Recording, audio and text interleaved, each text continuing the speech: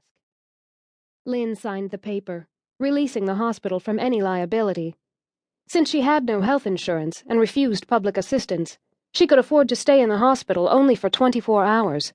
She'd spend the next 2 years paying $100 a month until her debt was paid in full. The woman behind the desk reached into a drawer and pulled out a thick envelope. "Here, take these. You might find them useful."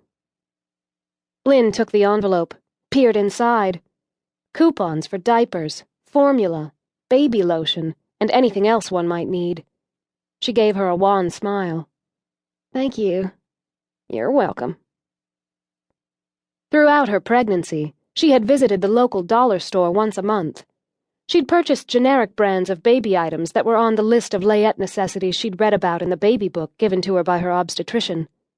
Lin didn't have extra money to spend on a homecoming outfit for the baby, so she'd gone to Goodwill and found a second-hand pale blue sweater set.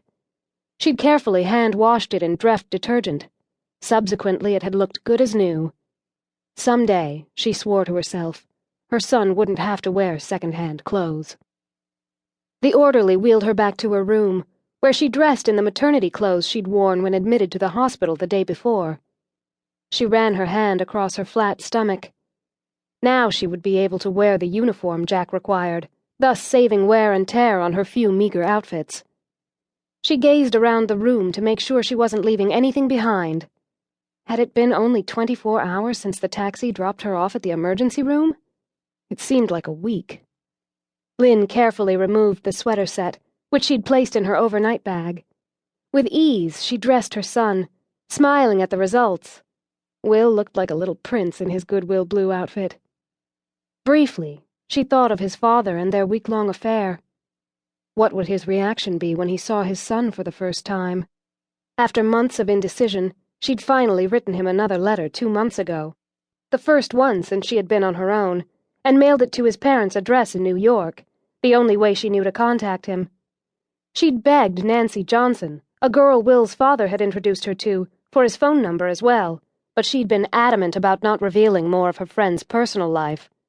She'd told Lin that if Nicholas wanted her to have his phone number, he would have given it to her. The harsh words had stung, but there was more at stake than her raw feelings. She had a child to consider.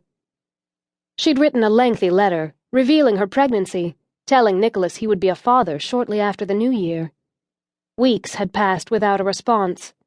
Then, just last week, she'd trudged to the mailbox, only to find the letter she'd sent unopened, marked Return to Sender. What's one more rejection? She'd asked herself. Her father hadn't accepted her either. Her mother had once told her that he'd always dreamed of having a son. At the time, Lin had been terribly hurt, but as the years passed, she learned to set those feelings aside. She'd been the best daughter she knew how to be in hopes of gaining some kind of approval, and maybe even a bit of love and affection from both parents. But that was not to be. When she told her parents about the decision to keep her baby, they were mortified and humiliated. She'd been tossed out of the only home she'd ever known with nothing more than the clothes on her back. A soft mewling sound jerked her out of the past. "It's okay, little one. I'm right here." With the quilt Irma, Jack's wife, had made for him, Lin gently wrapped Will in a snug bundle. It was below freezing outside. Lin had half-heartedly listened to the local weather report as it blared from the television mounted above her bed. An ice storm was predicted. Meteorologists said it could be the worst in North Georgia history. With only 2 small electric space heaters, her garage apartment would be freezing. How she wished she could take Will to her childhood home. While it wasn't filled with love, at least it would be warm. But Lin recalled the torturous evenings of her childhood. She would rather die than subject her son to such a strict and oftentimes cruel upbringing. Every evening, as far back as she could remember, she'd had to pray while kneeling on the hardwood floor in the living room as her father read from the Bible. A die-hard Southern Baptist, who considered himself a man of God, her father had constructed a pulpit for himself in the center of the living room, from which he would gaze down at her with disdain, as though she weren't good enough.